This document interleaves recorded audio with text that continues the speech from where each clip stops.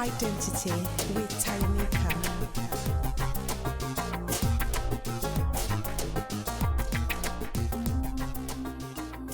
Hello and welcome to another episode of Explore Your Identity.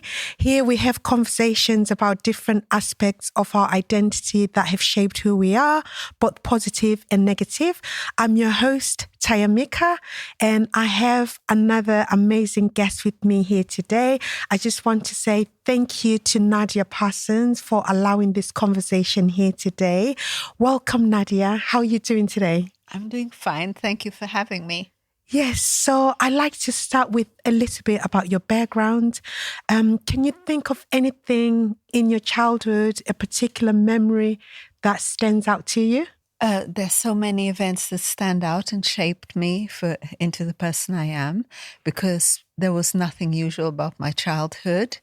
My earliest memories start at the age of 3, because everything was so unusual. Wow, so you have got memories from the age of 3? Oh, certainly. That's I was amazing. adopted at 4. And I remember before 4, I remember the orphanage in Nettuno in Italy, which Nettuno is the nearest beach to Rome. And I was in an orphanage, which is now a nursing home, called Angeli Custodi di Nettuno, the custodial angels of Neptune. So I was there from the age of 6 months until 4. Wow, and you remember that experience? I remember very well. I remember lots of events. I remember the layout of the building. I remember all of that.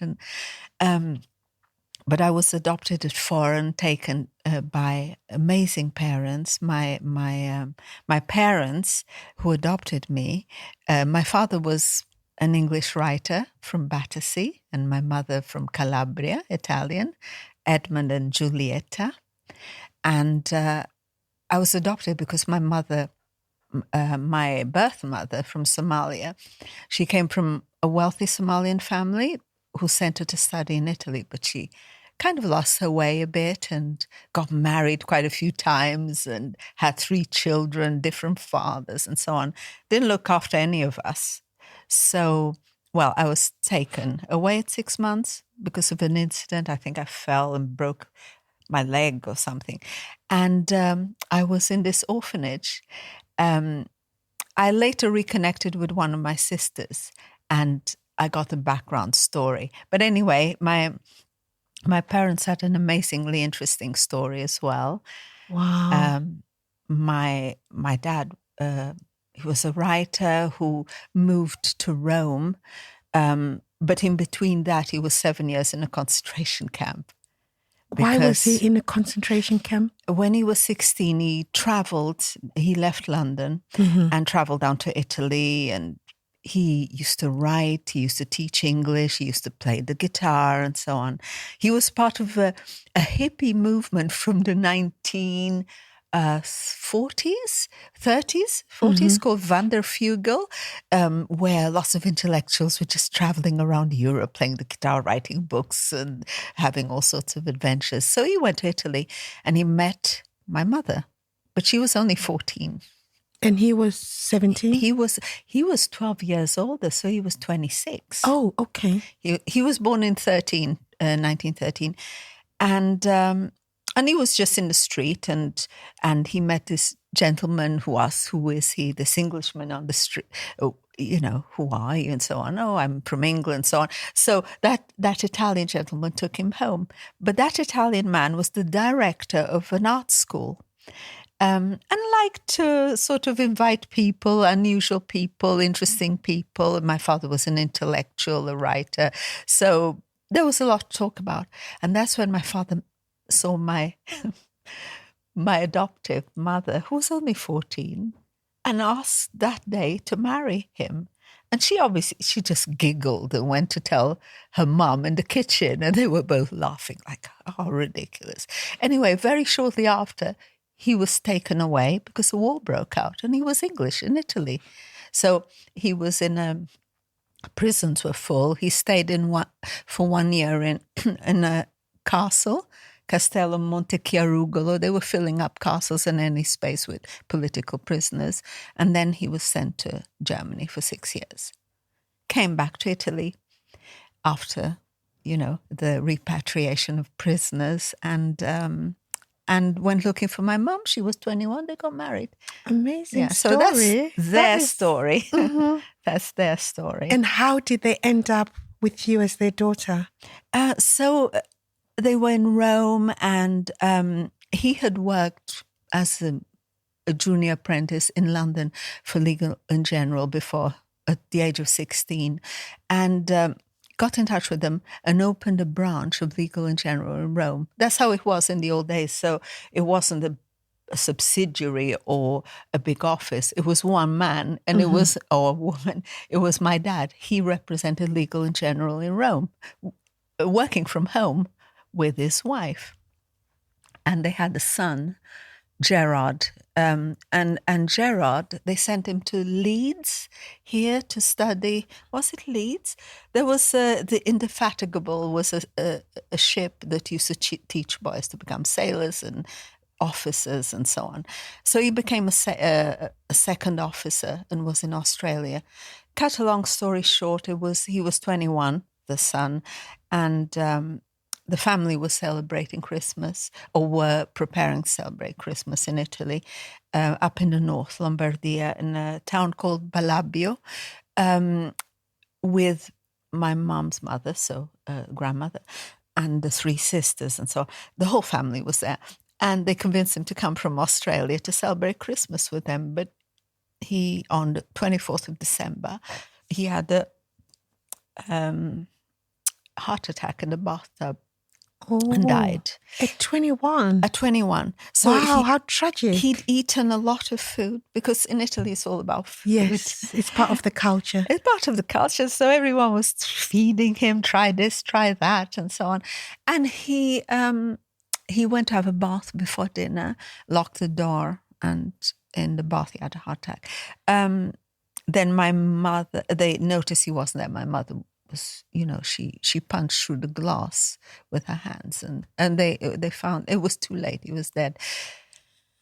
And obviously it was a massive tragedy, because 21, second officer in the Navy, it was, it's quite serious. They decided to sell the branch of Legal & General, adopt a child, and just leave Italy, because they didn't want to be in Italy anymore.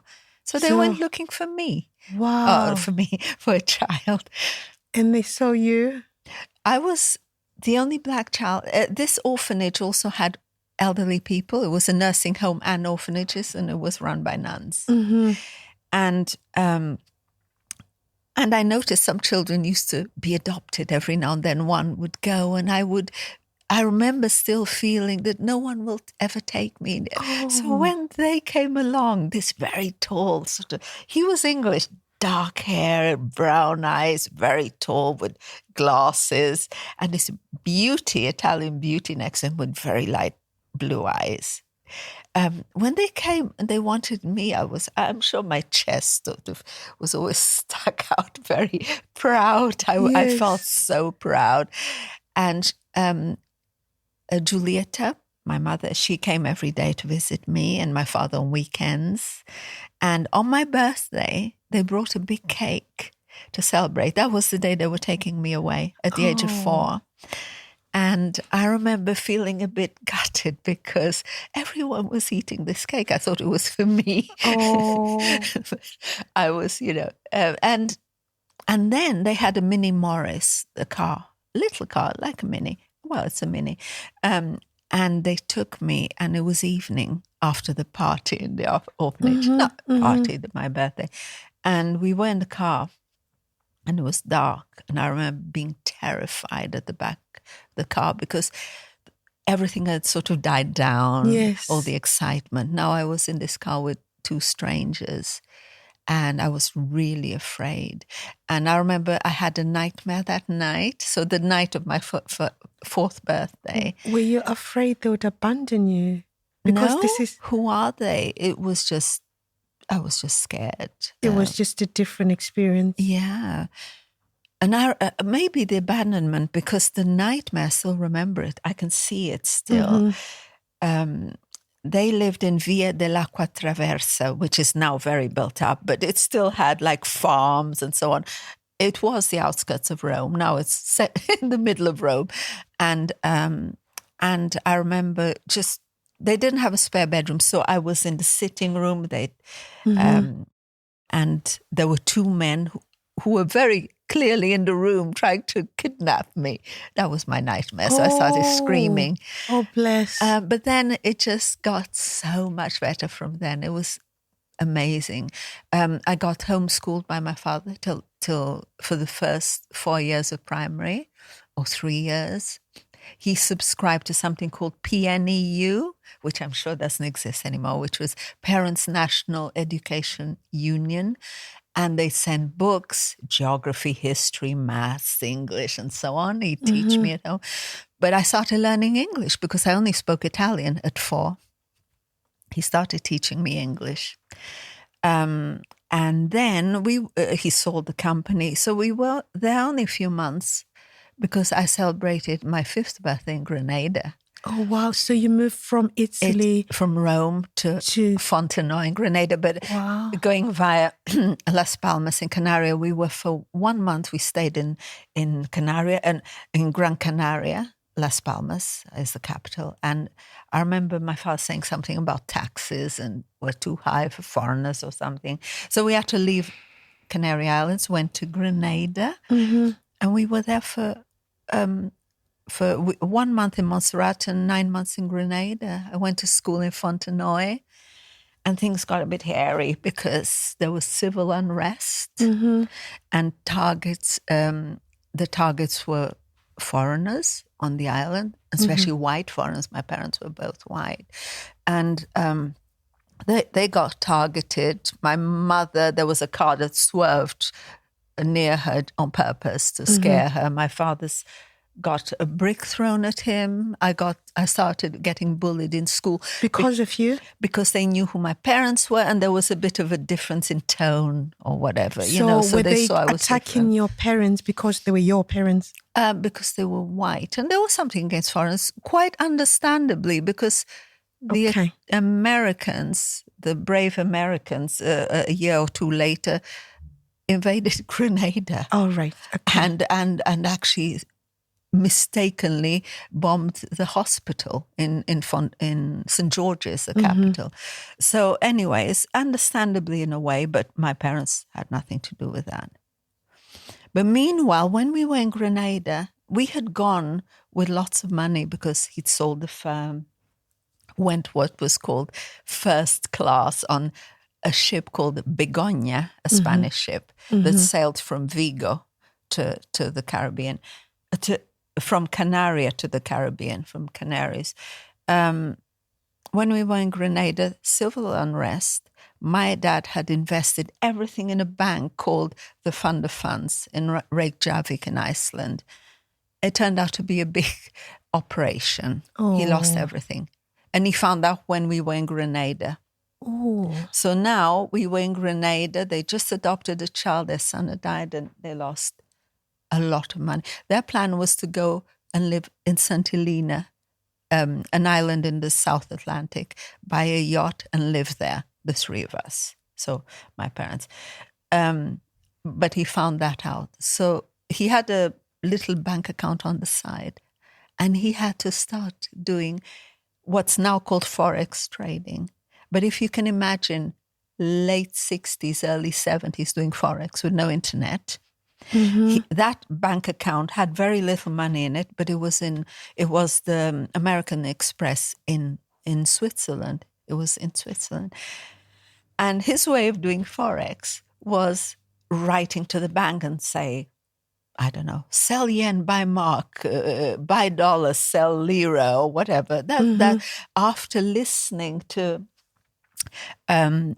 every morning at 9 o'clock, he'd listen to the BBC World Service, which at the end had the news about stocks and shares. Yeah, I think it was quite normal, wasn't it, before the internet to have all the Forex news after the main news and weather. exactly. So that's. But we were in Grenada. So we're talking. I was still 5, right? This story. I'm still 5. Grenada was amazing. And you've had all these experiences. I remember Grenada. I remember Fontenoy in the school, and I even remember the top song, "Monkey Man," that was playing everywhere. And I have the little vinyl still at home from 1969 from that song. Yeah. I can't remember who used to sing it, but they bought it in Grenada then, and we lived in a beautiful villa. On the first floor, right on the beach, and a family called the Sylvesters, this in Fontenoy, lived on the ground floor. And actually, they used to give me a lift to Fontenoy to school every day. So it was nice until all of that happened. So they had to think, what do we do now? We no money, or very little. So one of my mum, my father was an only child, but my mum had a sister still in Italy, but another one in Lisbon, in Portugal. She studied art in Venice, and with her then boyfriend, they decided to travel the world painting. Ended up in Lisbon, so she was there. And my dad's business partner, so financial or sleeping business partner, was a person called Colonel Waring. He was a colonel, he was a count, one member of the British aristocracy. And he was my dad's partner in Rome for legal and general, but he didn't work, he just invested. So he had shares. He lived in Portugal as well, and they were very close friends. So my parents thought, it's safe, let's go to Portugal. Still cheap, they don't bother foreigners or ask foreigners what they're up to. Because some countries can be quite... they want to know how much money. And this was in the 70s? So this was in 69. 69. So we went to Portugal. We caught the Begonia traveling 3rd class. We had come 1st class. That we were broke, we traveled 3rd class. I don't think there was a 2nd class. It was either 1st or 3rd. And it was the same ship. And we traveled back.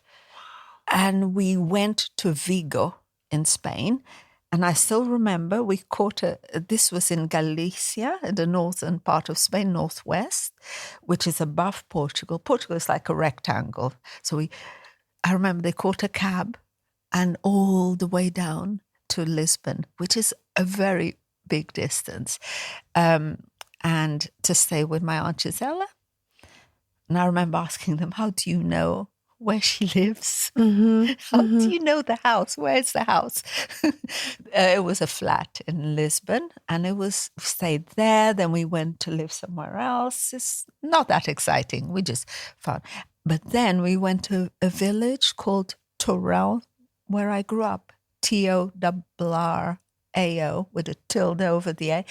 And it was the most unbelievable place on earth. It was beautiful, whitewashed buildings, houses, on the top of a hill with a river and a mill and a Roman bridge. Absolutely fantastic. But they were stuck, I don't know in what century. It was a very odd experience, and I grew up there. It was fascinating and traumatizing at the same time. So I really want to go deeper into your experiences, your Black experience, within this context of you being adopted by an English father and a Italian mom. Yeah. And I really feel like this is a whole other episode. So I would love you to come back. Thank you. Right? So right now, I'm just going to quickly move on to what you're currently doing. And then we're going to have a part 2. Oh, how's that? Thank you. That sounds great. Because I really don't want to cut your story short. And there's so much. And I really want to follow it through up to the present day. So currently, what are you doing? So I live on the Wirral, which I love, absolutely love. And since 2018, I've been single-handedly running a project called Tate Isle Gallery. Now, before I get into trouble about the name Tate, it started in Birkenhead Market. It occupied I remember it Yes. 3. It was a little oasis, I think. Nice gallery in the market. And we used to have up to 400 artworks, well, including prints. So hence the high number. And over the 18 months that it was there, I sold thousands of pounds of work for artists. So I think it was really beneficial. I ran it as a volunteer, not as a business project. The name Tate, we were luckily on an aisle in the market called Henry Tate Aisle, so we called it Tate Aisle. Oh, it's a befitting name. I know. I get searches online all the time, people asking if they can exhibit with us, obviously thinking we are the Tate, but we're not. So then COVID came along and we had to close. Mm-hmm. And the market closed as well. The market closed. Mm-hmm. So now it's a pop-up project. Which I've attended before and it was lovely. Yes. And where is that? So it's in Birkenhead Park. Okay. And how often are the exhibitions? 4 times a year. Awesome.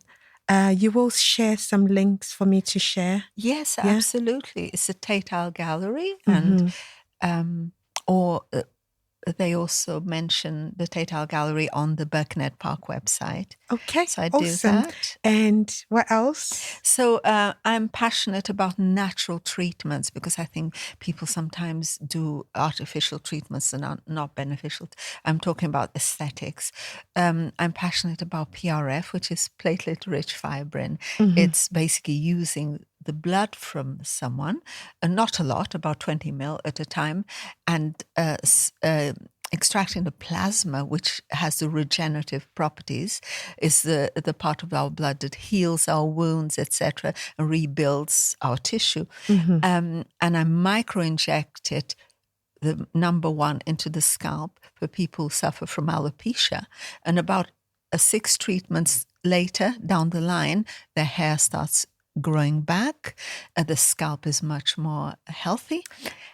And the face, I also do a biofiller from that plasma. So I do fillers with only using the plasma from the blood and to regenerate the skin cells on the face. Well, I can testify because I've had my skin regenerated using that PRF treatment. And it's literally made an amazing difference to my face, as you can see. Excellent. Yeah. I'm going to conclude this episode here, and I will be arranging another episode with you very soon. Excellent. So I just want to say thank you to all our listeners and viewers. Make sure you follow through this conversation because there's a lot more.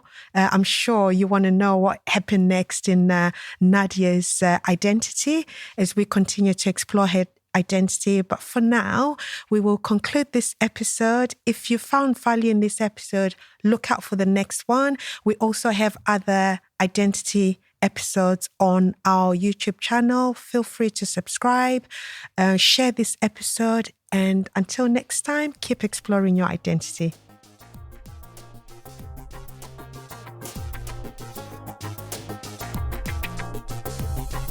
Explore your identity with Tayanika.